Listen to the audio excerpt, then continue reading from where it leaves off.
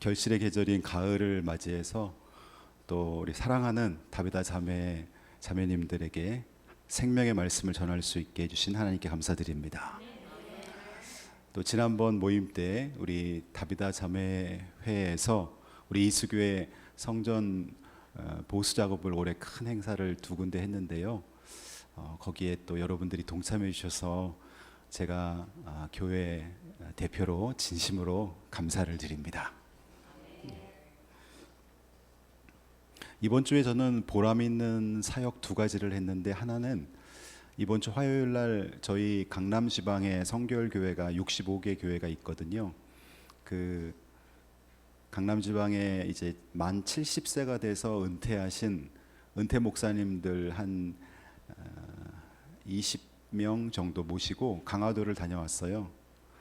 목사님들이 늘 설교하고 성도들 신방하고 그러시다가 이제 만 70세가 돼서 은퇴를 하시면 한 20년 30년 전만 해도 80 전에 소천하신 분들이 많았어요. 근데 지금은 특별히 뭐 이런 말기암 이런 거 걸리지 않으신 분들은 다 90 이상 사시거든요. 그러니까 목사님들이 은퇴하신 후에도 20년이나 30년을 사셔야 되는데 목사님들이 할 일이 없으신 거예요.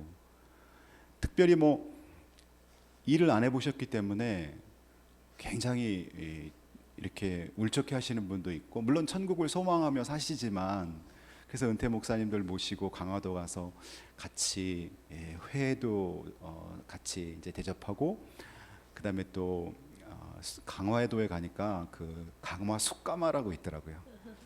그래서 숯가마에 가서 땀도 같이 쭉 내고, 아주 근사한 커피숍이 있어서 커피숍에 가서 또 커피 마시면서 대화도 하고, 그리고 강화도에서 또 호박 고구마도 사가지고 한 상장씩 드리고, 그들이 얼마나 좋아하시는지요. 그리고 어제 금요일 날은 또 어떤 의미 있는 일을 했냐면, 저는 예전에 서울에 있는 교회들은 다 재정적으로도 굉장히 안정적이고 교회가 다 튼튼하게 부흥하는 줄 알았어요. 근데 보니까 저희 강남지방의 65개 교회 중에 3분의 2, 약 40개 이상 교회가 미자립입니다. 아마 전국적으로 다 마찬가지일 거예요. 교회가 개척되지만 과거 3, 40년 전에는 신앙생활 하려고 하는 사람들이 되게 많고 상대적으로 교회가 적었기 때문에 대부분 다 3년 안에 다 부흥하고, 10개 교회가 개척되면 한 9개 교회는 금세 50명 이상 100명 이상 됐는데, 지금은 그렇지 않아요. 지금은 굉장히 어렵게 가족끼리만 예배드리는 그런 교회도 더러더러 있고, 성도들이 한 10명, 20명 미만의 교회들이 꽤 많아요. 그런 교회들은 이제 목사님 사례를 못 드리니까 사모님들이 이렇게 뭐 교사라든가 간호사라든가 요양보호사 이런 걸로 일을 하면서 교회를 이끄는 그런 교회들이 많죠. 그래서 이번 주에는 12개 교회, 5년 과거 5년 사이에 코로나 바로 전해부터 설립된 교회 목회자들을 12개 교회 목회자들을 초청해서 여기 그 한강 세비섬 뷔페에 가서 식사 같이 하면서, 또 교회 경력금도 일정 금액씩 드리고, 또 그 교회 현황도 좀 듣고, 그런 아주 개척교회 간담회를 또 하고 왔습니다. 제가 이런 말씀을 드리는 이유는 우리 이수교회에서 아주 중요하게 제가 목회 사역 중에 몇 가지가 있는데, 그 중에 하나는 선교사님들을 후원하는 사역이에요. 캄보디아라든가 인도라든가 오세아니아, 몽골, 또 북한, 이런 곳에서, 북한엔 들어가진 않았지만 선교하시는 선교사님들을 우리가 효율적으로 그 후원하는 사역.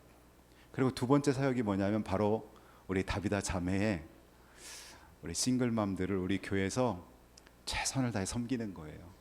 그러니까 여러분들이 우리 교회 이렇게 찾아주시는 것만 해도 너무나 크게 감사하고, 저희는 우리 모든 30, 40대부터 70, 80대 우리 모든 성도들이 항상 다비다 자매를 위해 기도하고 있어요. 밤 기도회 때도 잊지 않고 여러분을 위해 기도하고 있고, 여러분들이 앞으로 누군가를 변화시키는 그런 향기나는 그리스도인, 선한 영향력을 미치는 그리스도인들이 되기 위해서 우리 장로님, 권사님, 우리 집사님들 다 기도하고 있어요. 이게 우리 두 번째 또 우리 교회의 중요한 사역이고, 세 번째는 이 땅에 그 북한 이탈 주민, 탈북민들이 한 3만 4천에서 3만 5천 정도 되는데, 그 자녀들이 대한민국에 와서 적응 못하는 자녀들도 많고, 그들을 왜 하나님께서 대한민국에 오게 하셨을까? 그것은 전 뭐 그냥 직장 생활하면서 뭐 먹고 살려고 오게 하셨을까? 저는 그렇게 보지 않고, 그들이 예수 믿고 변화돼서 이 땅에서 정말 행복하게 살고 하나님 잘 믿는 가문이 되고, 통일 선교, 앞으로 북녘 땅이 열릴 때 통일 선교의 주역이 되라고 보내셨다고 저는 믿거든요. 그래서 그 탈북민 자녀들을 후원하는 일을 또 저희 교회에서 하고 있습니다. 이제 오늘 말씀 본문 설교하도록 하겠습니다. 여러분, 초대교회라고 하면은 예수님께서 부활하시고 나서 약 100년, 200년 사이에 생겨난 교회들, 초대교회라고 말을 해요. 초대교회를 생각할 때 우리는 초대교회는 굉장히 건강한 교회고 성령 충만한 교회. 그런데 초대교회 안에도 문제가 너무너무 많았어요.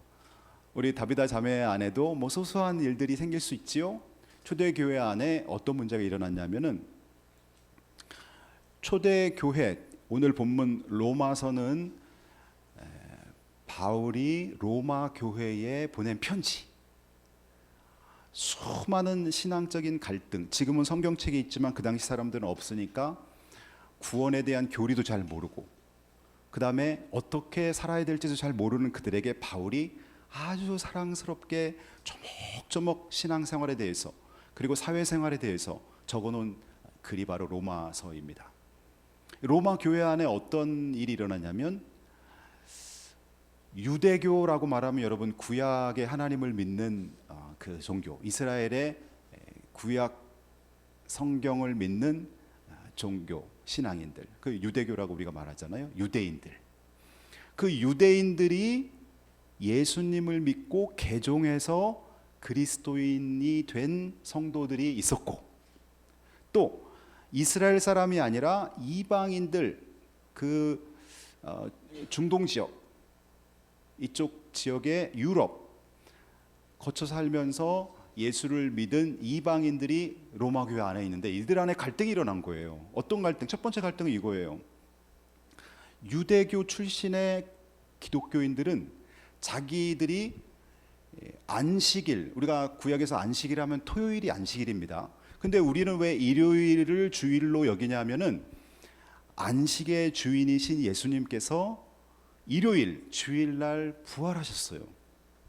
성령께서 오순절날 임하신 날이 주일. 그래서 우리는 이 주일을 예수님 구약의 안식일을 승화시킨 개념으로, 안식의 주인은 인자는 안식의 주인이라, 그래서 일요일 날을 주일로 정해서 우리가 예배드리거든요.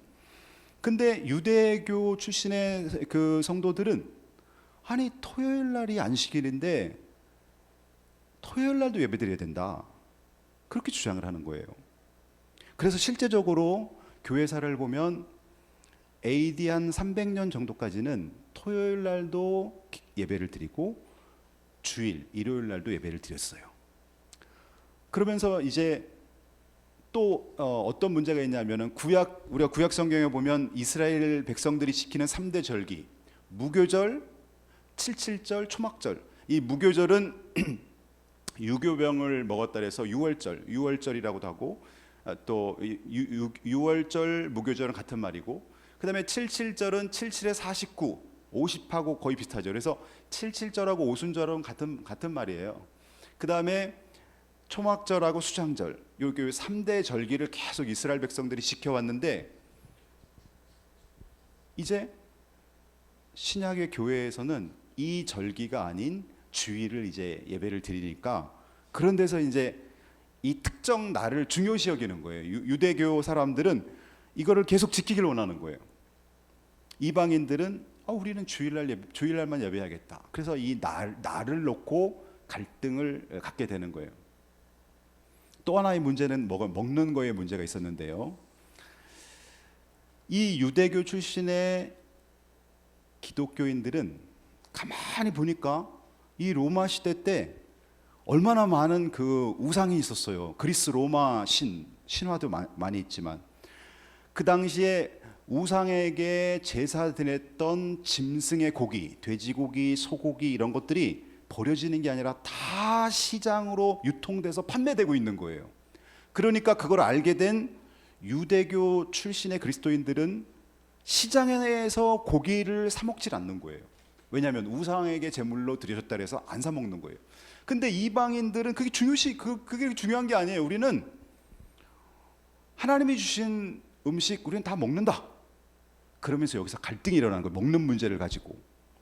자기들만 안 먹으면 좋은데 유대교 출신의 기독교인들이 이방인 출신의 기독교인들을 비판하고 정죄하는 거예요. 너희들은 어떻게 하나님의 자녀면서 우상의 제물로 드려졌던 고기를 먹느냐. 그러면서 막 비판하니까 이 사람들은 또 상처받는 거예요. 그때 바울이 오늘 본문 말씀을 딱 선포하는 거예요. 자, 5절부터 보겠습니다. 로마서 14장 5절.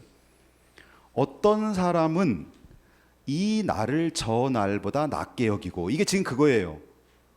유대인 출신의 그리스도인들은 토요일 안식일을 굉장히 중요시 여기고, 또 무교절, 칠칠절, 초막절 이런 어떤 그들이 지켰던 절기를 중요시 여기고, 또 어떤 사람은 모든 날을 같게 여기나니, 그러니까 이방인 출신의 그 기독교인들은 다 똑같은 날로 그냥 여기고 각각 자기 마음으로 확정할지니라.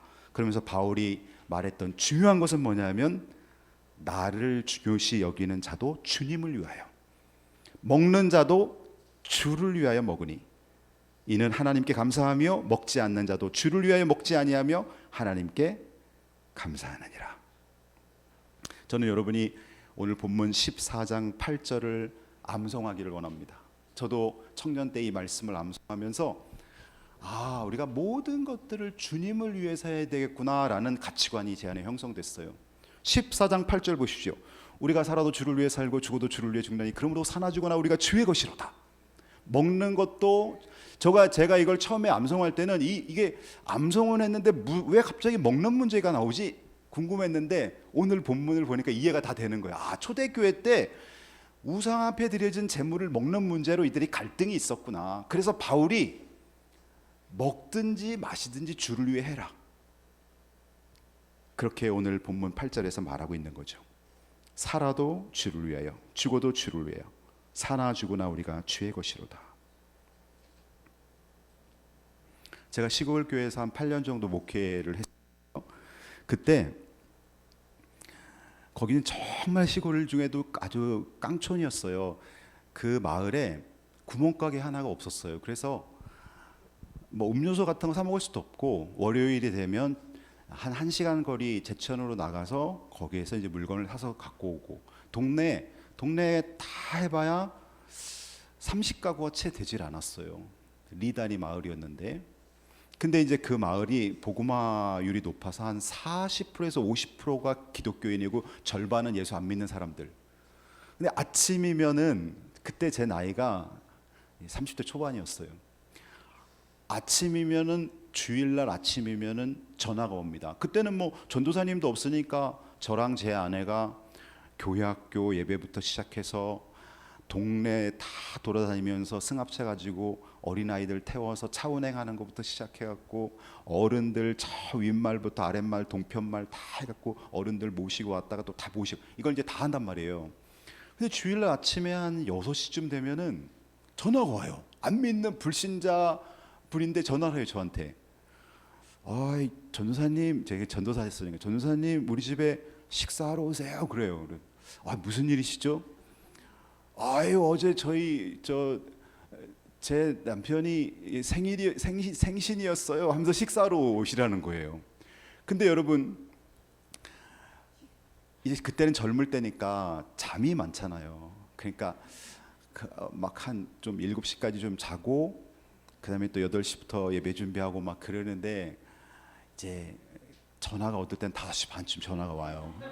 이제 그러면 사실은 나 그냥 뭐 아침 금식한다고 할 수도 없고, 예, 가야지요 하고 이제 가요.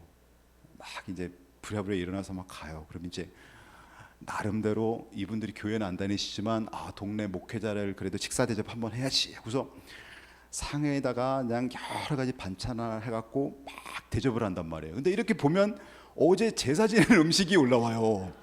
어떨 때는 이제 제사 지내고 나서 음식이 많으니까 목회자 식사 한번 대접하는 거예요. 그러니까 사과가 위에 이렇게 도너스 모양으로 잘렸어, 아래 위로.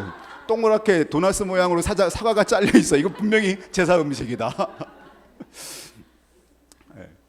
근데요, 제가 정말 맛있게 다 먹었어요. 왜냐하면 성경에서 음식은 하나님께서 정하다고 말했고, 바울이 말할 때 꺼리낌 없이 먹어라. 그러나 어떤 성도가 목사님 제사 음식 먹는지 안 먹는지 내가 봐야지 하고 어떤 신앙이 연약한 성도가 이렇게 관찰하고 있으면 먹지 말아라. 성경에서 왜? 그 사람이 그걸로 실족할 수 있으니까. 그러나 음식은 하나님이 주신 거니까 다 정한 마음으로 먹어라. 바울이 여기서 말을 하고 있잖아요. 고린도 전서에서도 언급하고 있고. 그래서 음식을 맛있게 먹고 늘 그다음에 이제 그 동네 체육대회가 이제 열렸어요. 수산면, 제가 사역했던 곳이 충북 제천시 수산면 고명리였었는데 이 수산면 안에 22개 리단위 마을이 있는 거예요. 근데 저희 마을은 정말 작은 마을, 제일 작은 마을. 수산중학교 운동장에서 체육대회가 벌리는데 이 마을 분들이 참석하기를 원하는 거예요. 근데 선수로 나갈 사람이 없는 거예요. 씨름 대회에 나가야 되는데 남자 2명, 여자 1명이 나가야 되는 거예요. 남자 2명도 3, 40대 중에 1명, 50대 이상 중에 1명, 그리고 여자는 나이와 상관없이 1명. 근데 나갈 사람이 없는 거예요. 근데 동네 사람들이 저희 부부가 좀 나가달라는 거예요. 저는 뭐 운동 좋아하니까 오케이. 제가 이제 3, 40대 대표로 씨름 나갔죠. 운동을 원체 제가 좋아하고 또 잘하고 그러니까 3, 40대 대표로 나가고 제 아내가 그 마을에서 제일 어린 거예요. 제 아내가 또 우리 나정이를 낳은 지 3개월밖에 안 돼요. 아직 이제 몸도 좀 추스려야 되는데 어떻게 또 마을을 위해서 나가야죠. 그래서 제 아내가 또 여자 대표로 나가고 권사님 중에 50대 초반에 유평열 권사님이라고 남자분인데 그분 이렇게 3명 구성해서 나갔단 말이에요. 나가는데 저도 승부욕이 있으니까 이제 그 월요일 날이 이제 체육대회면 주일날 예배 다 끝나고 아내한테 제가 1시간 동안 씨름을 가르치는 거예요.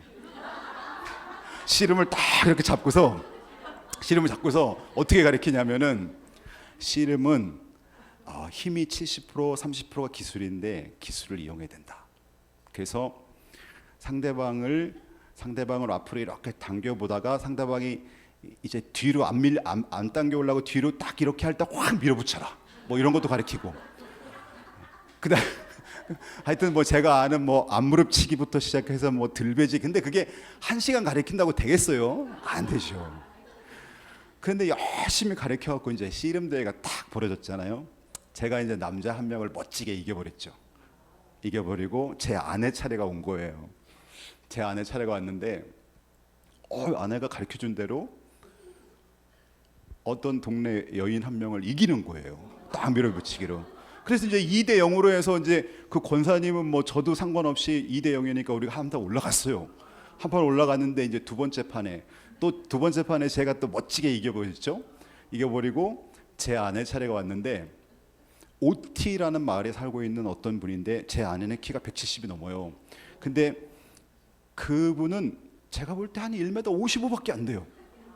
키 차이도 한 15cm 정도 차이 나는데 이분이 대신 농촌에서 막 고추 막 이런 뭐 농사일 많이 해서 막 단단하신 거예요. 그래서 이제 아내가 이제 이렇게 잡고서 제가 가르쳐준 기술을 다 해보는 거예요. 막 이쪽으로도 흔들어보고 저쪽으로 흔들어보고 막 당겼다가 막 밀었다가 막 다 했는데 안 되니까 나중에 아내가 벌벌벌 떨고 있는 거예요. 이렇게 벌벌벌 떨고 있는데 그 모습이 왜 이렇게 안쓰러워요. 벌벌벌 떨고 있는데 저만 지켜본 게 아니라 저희 동네 사람들이 그걸 다 보면서 감동을 받은 거예요. 감동을 받고 그다음에 또 그 경기 말고 또 이제 모래가만히 어깨에 메고 50m 달리기가 있는데 마을에서 나갈 사람이 없잖아요. 또 제가 또 모래가만히 또 여기다 처음 또 저보고 50m 달리기 하고 그렇게 이제 하루 종일 열심히 이제 체육대회를 마치고 왔어요. 주님을 위해서 한 거지요. 그건 뭐 하고 싶어 하겠어요? 했는데 그 마을의 이장님이 예수를 안 믿어요. 안 믿는데 이분이 너무 고마웠던 거예요. 저희한테 인삼 한 채를 사갖고 고맙다고 인사를 온 거예요. 인삼 한 채를 사가지고. 그리고 나서 한 2개월 3개월 안에 어떤 일이 일어났냐면은 저희 교회에 김순희 권사님이라고 교회 앞에 있는데 그 권사님 남편이 계속 예수를 안 믿기 시작했는데 그분이 교회 나오기 시작했어요. 그리고 또 김계순 권사님이라고 이분은 교회 재정만 9년을 보신 재정부인데 그 남편이 예수를 안 믿어요. 유영집 성도라고. 그분이 또 교회를 나오셔서 지금은 남전도회 회장도 하고 선교부장도 하고 굉장히 열심히 쓰임받고, 저 동편말의 유차정 집사님 그 남편이, 그분의 이름 잘 기억 안 나는데 그분도 교회 나오고, 물론 이제 그 체육대 때문에만 교회 나온 건 아닌데 하나님께서 이렇게 역사를 하는 거예요. 주님을 위하여 우리가 무언가를 할 때 하나님이 기뻐하시고 사람들도 감동을 받는구나 라는 생각을 하게 된 거죠. 여러분, 로마 교회 안에 이렇게 음식 문제로 갈등이 일어나고 또 로마 교회 안에 어떤 관습과 전통 문제를 갖고 갈등이 일어났다면, 오늘날 우리가 신앙생활하는 오늘날 우리 여러분이 섬기는 교회 안에, 그리고 다비다 자매 안에는 갈등이 있겠어요, 없겠어요? 있지요. 제가 그 부분을 오늘 짚고자 이 본문을 설교하는 거예요. 교회 안에 갈등이 일어날 때 먼저 이제 교회 안에 주인 의식. 여러분, 사실 회사에서는 주인 의식이 좋은 쪽으로 쓰이잖아요. 이 주인 의식 하면은 긍정적으로 주인 의식, 교회에 대해 관심을 갖고 주인 의식 갖고 열심히 일한다, 긍정적으로 좋은 점으로도 쓰여요. 근데 이 주인 의식이 나쁜 부정적인 의미로 쓰이게 되면 어떤 일이냐면, 우리 교회는 내가 개척한 교회야, 우리 교회에 내가 벌써 30년이 됐어, 그러면서 자기가 교회의 아주 핵심 인물로 작용을 하면서 다른 사람들을 멸시하거나 무시하는 태도가 만일 반영되면 그 주인의식은 복음의 진보를 방해하는 쪽에 쓰인단 말이에요. 다비다 안에도 혹시 그런 분은 없겠지만 그런 마음이 생겨서는 안 되겠죠. 그리고 또 우리는 하나님의 의, 복음으로 말미암는 하나님의 의, 로마서 1장 17절은 이렇게 말합니다. 복음에는 하나님의 의가 나타나서 믿음으로 믿음에 이르게 하리니 기록된 바 오직 의인은 믿음으로 말미암아 살리라 함과 같으니라. 여기에 보면 복음에는 하나님의 의가 나타났다는 거예요. 나는 죄인이지만 예수님이 나 대신 십자가에서 피 흘려 죽으신 그 예수님의 보혈의 피, 그 예수를 내가 믿고 구주로 영접하면 내 죄가 사함받고 의인이 된다는 거예요. 이게 바로 믿음으로 말미암는 의, 하나님의 의인데, 하나님의 의를 가져야 돼요, 그리스도인들은. 근데 자기 의를 계속 주장하는 사람이 있어요. 교회 신앙생활 하면서도 내가 3대째 예수 믿는 사람이야, 나는 혈통적으로 나는 구원받은 사람이야, 나는 교회학교 교사도 하고 나는 성가대도 벌써 10년 동안 했어. 자기가 봉사한 거를 내세우면서 자기 의를 강조하는 사람이 있어요. 그러면 그것은 구원과 멀어지는 거예요. 구원은 반드시 예수님이 나를 위해 피 흘려주신 것을 믿고 그 예수를 구주로 영접할 때 구원이 임하는 거죠. 사람이 마음으로 믿어 의에 이르고 입으로 시인하여 구원에 이르느니라. 로마서 10장 10절 말씀. 여러분, 로마서 10장 3절에 보면 이런 말씀이 있어요. 하나님의 의를 모르고 자기 의를 세우려고 힘써 하나님의 의에 복종하지 아니하였느니라. 누가? 유대인들이. 바울 시대 때 구약 성경을 믿는 유대인들이 더 예수님을 적극적으로 믿어야 되는데 예수님을 그리스도로 인정 안 하고 거부할 때 바울이 한 말이에요. 하나님의 의를 모르고 믿음으로 말미암는 구원을 모르고 자기의 의를 세우려고 힘써 하나님의 의에 복종하지 아니하였느니라, 이렇게 말했어요. 그 다음에 또 교회 안에 그리고 공동체 안에 또 어떤 것이 있냐면 인정받고 싶은 마음, 높아지려는 마음, 이런 것들이 있어요. 그래서 내가 꼭 인정받고 싶은 마음. 저희 교회는 이제 제가 늘 섬김성을 강조하기 때문에 저희 교회 장로님들은 정말 그런 분 없다고 저는 믿는데, 간혹 가다가 장로님이나 권사님이나 교회 핵심 중요한 직책을 가진 분들이 담임 목회자에게 아주 자기만 특별히 대우받기를 원하고 교회에서 아주 최고 중심 인물로 자기가 서려고 그러고 하는 그런 마음들이 결국은 하나님의 일을 못하게 만드는 것이죠.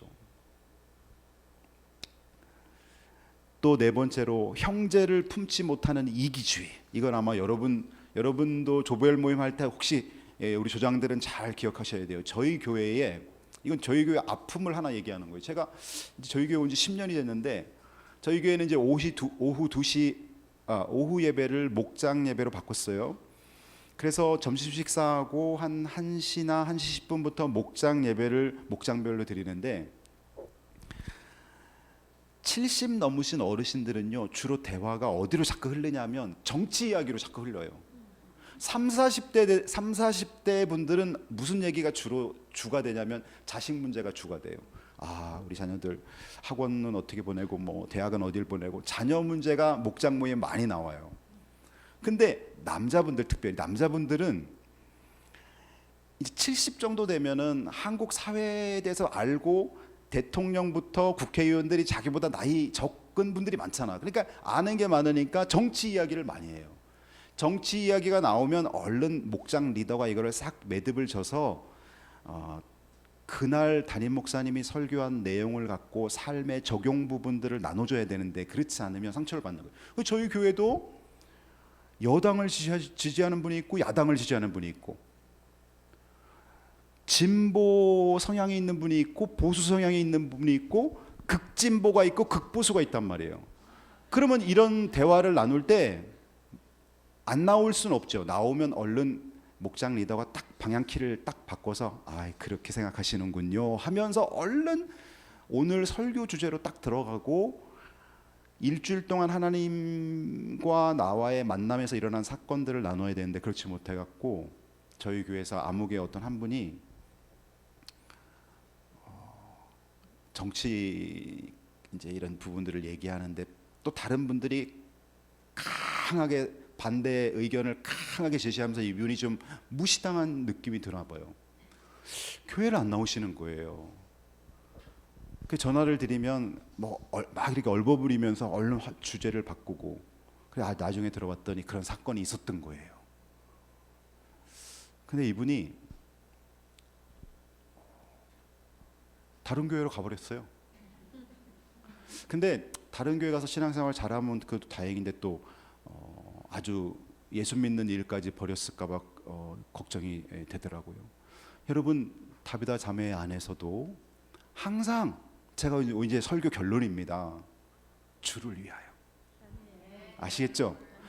아니 이 사람이 진보 성향이면 어떻고 보수 성향이면 어때요? 그런 거에 우리 교회 피아노가 원래는 이쪽에 있었어요. 이쪽에 피아노가. 근데 새로 오신 그 교육부서 전사님 목사님이 찬양단이 이렇게 같이 모아서 드럼하고 같이 연습하면 좋겠습니다. 피아노를 이쪽으로 옮기겠습니다. 오케이. 그거 뭐 피아노 옮기는 문제 갖고 막 다투고 논쟁할 필요가 없잖아요. 여러분들이 항상 무슨 이야기를 할 때 주님을 위하여. 주님을 위하여라는 것은 예수님이라면 어떻게 하실까? 그게 우리의 판단 기준, 의사결정 기준, 행동 기준의 가장 중요한 기준으로 삼으면 돼요. 모든 갈등을 해결하는 방법.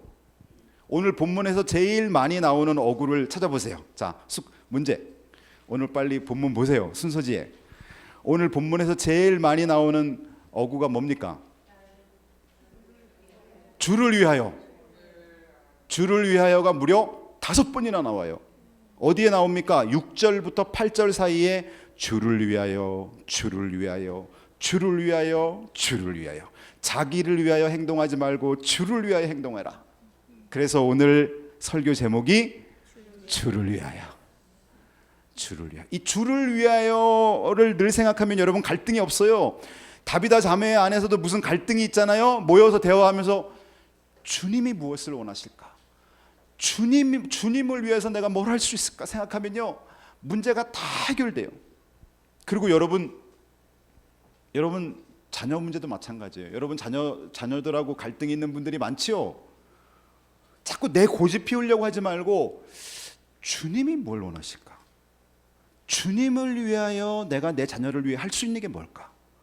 주님이라면, 주님이 지금 이 아이의 부모라면 뭘 원하실까? 이걸 생각하시란 말이에요. 내 욕심이나 내 기질을 내세우지 말고 주님이 이 자녀에게 뭘 원하실까? 예수님이 이 아이의 엄마라면 지금 어떻게 하실까? 이걸 고민하시면 다 해결되는 거예요. 다 문제가 해결되는 거예요. 상처받을 일도 없고 열매가 있는 거예요. 주님을 위하여. 사소한 것까지 주를 위해 하라는 것입니다. 예수님이라면 어떻게 하실까? 결론입니다. 여러분, 사람이 중요합니다. 본질적이 아닌 것에 에너지를 쏟지 마세요. 사람이 중요한 거예요. 내 고집과 내 욕심 때문에, 내 자존심 때문에 사람 잃어버리면 안 돼요. 사람이 제일 중요한 거예요. 왜냐하면 이 사람을 구원하기 위해서 하나님의 아들 예수님이 십자가에 죽으셨기 때문에. 그래서 우리는 그 영혼을 구원하기 위해서 주를 위해 상상하고, 형제 자매에게 그리고 자녀들에게 상처 준 일이 있다면 오늘 이 말씀을 들으면서 회개하는 시간이 되길 바랍니다. 앞으로 사소한 일까지 주를 위하여 행동하십시오. 그러면 반드시 좋은 열매가 맺힙니다. 기도하겠습니다.